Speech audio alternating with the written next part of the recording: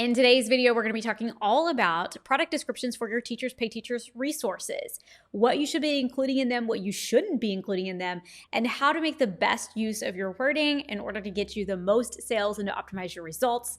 Let's go ahead and get started. The very first thing that I want to talk about when it comes to product descriptions is to understand that there are going to be a few words that we're going to use. The first is just product description, right? That's the text for your product listing that describes what your product is, who the product is for, and any other key information that your buyer may need to know in order to be able to make a purchasing decision. And so obviously we want to optimize that text because we want to make sure that when buyers read it, they get a very clear picture of what our product is and all of the amazing things that it can do for them. The second piece of vocabulary we're going to be talking about is the snippet. Now, the snippet is the first 1 to 3 lines of your product description, and that snippet is a very important piece when it comes to SEO or search engine optimization. So we're going to be talking about that snippet, that particular section of your product description a little bit today because it is super important to helping people find your resource on Teachers Pay Teachers. So let's go ahead and get started with number 1. Number 1 is to be very strategic with your snippet, what we just talked about. So that first 1 to 3 lines or 1 to 3 sentences inside of your product description, we want to make sure that they are keyword optimized. That means I have taken my keywords and I have placed them strategically inside of my snippet, right? So let's say that I am trying to sell a compare and contrast English or ELAR resource, and it's specifically for 5th grade students. Then I am going to make sure that in those first 1 to 3 sentences of my snippet, ideally in the very first line, I am going to use those keywords, 5th grade, compare and contrast, and then whatever the resource type is. So if it's an activity, it's going to say 5th grade compare and contrast activity, or if it's notes, 5th grade compare and contrast notes. Whatever my keywords are, that's what I'm going to make sure I'm going to use within the snippet. And one of the things that you don't want to do with those keywords inside the snippet is you don't want to spread them out. So a lot of people tend to take those keywords and they use them, but they're spread apart from each other, right? So what I want to do is I want to use them in a natural way. I want to use natural language. I don't want to construct a sentence with keywords that doesn't make sense just so that I can use them the way that I want to use them. But what we want to do is we want to construct a very natural sounding sentence that puts those keywords together. So if a buyer was going to type 5th grade compare and contrast activity into the search engine, then I want to put those words together, as close together as I can inside of my snippet. So that might look like saying, are you looking for a no prep 5th grade compare and contrast activity? ? And then going on to highlight the value of your resource within the rest of your snippet. But what it doesn't look like is it doesn't look like saying, are you looking for a compare and contrast resource?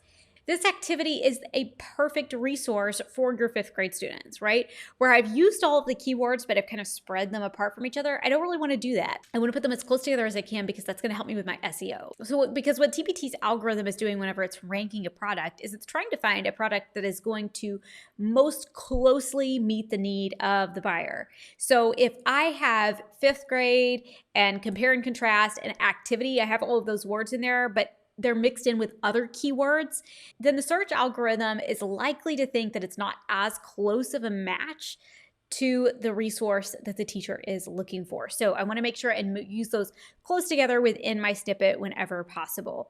The next thing that I want to think about with my snippet is I want my snippet to solve a problem for the buyer. And I want it to use keywords that are going to attract the buyer. Is the buyer interested in a no prep activity? Are they interested in a digital activity? Are they interested in a self-grading or self-checking resource?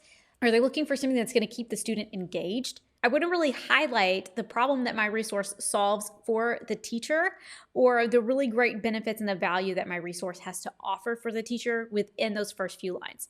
Because the snippet is not just something that helps me rank higher in the search engine. The snippet is also the small little section of my product description that the buyer sees whenever they search on TPT. So it's the very small part of my description that shows up inside of the search engine. So they kind of get to preview. It's the preview text, if you will, of the description. So we want to make sure that that snippet packs a punch because we want our buyer to be able to see all of the best qualities that our resource has to offer and the problems that it's going to solve for them, because that's going to help make them want to click over. So a quick note on this real quick. Things that we don't want to be putting that in snippet are pieces of information that have nothing to do with the product itself. So things like recently updated, or now includes a digital version, or please read the description thoroughly before you, right? We don't want to have that at the very top of our product description, because when people are looking at it in TPT search, we don't want that to be the thing that stands out to them before they click on through, right? Or before they decide to scroll on past. The second thing that I want to think about when it comes to building my product description, like the whole description itself, is I want to set it up for skimming. When a buyer comes to TPT, chances are they are looking at multiple products before they land on your product, right? Or they expect and anticipate that they're probably going to have to look at several products. So chances are when they first look at your product description, they are not reading it line by line. And in fact, most of the time, they're not going to read it line by line anyway. So we want to set it up for the skimming that we know that they are going to do. If I know my buyer is going to be skimming, then I am going to be looking to point their eye to very specific places inside of my product description. So I'm going to be wanting you to use italics, bolds, underlines, emojis even, anything that I can do to draw the eye to key pieces of information. And here's a really good rule of thumb. When you're finished with your product description, if you can get everything that you need to know about your product by only reading the pieces of information that are bolded, italicized, underlined, or bulleted, then you have set your product description up well. Now, this doesn't mean going overkill. In general, your buyer only needs to know 30% of the information about your product in order to make an informed purchasing decision. So we don't have to format every single piece of information. We only need to format the most important pieces of information. So only about 30% of the information inside of your product description should be formatted thusly, and the rest of it we are going to leave alone. Because if you have everything bolded, all caps, italicized, bulleted, then the eye is just going to be going everywhere, right? It's still not going to be able to land, still not going to be able to skim, because it's all going to look like it's all super important, right? So we want to make sure that we are only highlighting those key pieces of information.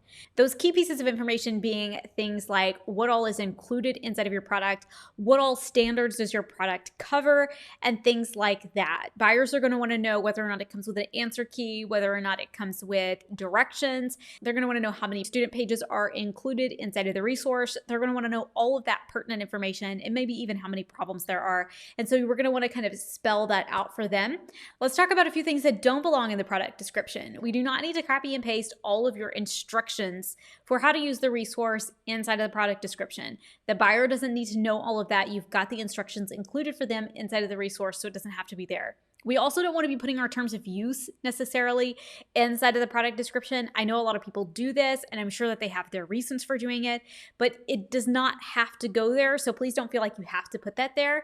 You should have your terms of use included inside of your resource, and so you don't have to put it there. What we don't want is we don't want to junk up our product description to make it so long that even though we've used our formatting, we've used bold, italicized, we've used all of that stuff to kind of separate it and make it easier for the buyer to skim. We don't want a product description where they're gonna have to scroll, because that makes our product look complicated. And nobody comes to TPT for complicated. All right, let's move on to number 3, and let's talk about saying it simply. Okay, so this kind of goes back to what I was just saying about we don't want our product description to be this long. We want to make sure that we are saying everything as simply as we possibly can. Now, understand for big bundles, a lot of times we're going to end up with a more lengthy product description because we have more to talk about. The product is bigger, so it just kind of lends itself to that. But for the most part, we want to have communicated the most important pieces of information about our product inside the product preview.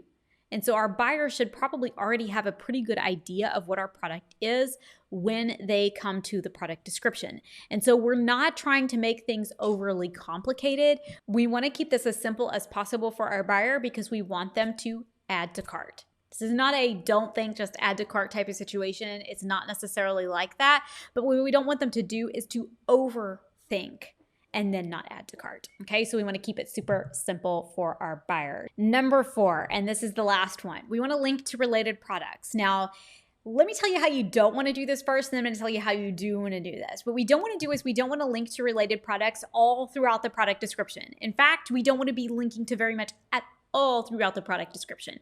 Because if I link to something and I send them away from the product, then guess what? If they click away from that product, they're probably not going to be adding that product to their cart, because 9 times out of 10, that's a made up statistic, not a real one. If a buyer clicks away, they're probably not coming back. And you know that this is probably true if you've done any amount of online shopping. If I click from one product over to another product and I start going down this chain, eventually I have so many tabs open that I just start Xing out of all of them unless one particular item sticks inside of my mind. So I don't want to send them away, and I especially don't want to send them off of TPT. But we do still want to advertise other products, because there is still a really good chance that, number one, if that product that they're looking at is not a good fit for them, that I have something else in my store that will be a good fit. Or let's say they do want to buy that product, but they want to buy a corresponding activity or a corresponding set of notes that would also go really well with that product. If I don't put any related products there, then I'm missing the opportunity for either an upsell or for replacement, right?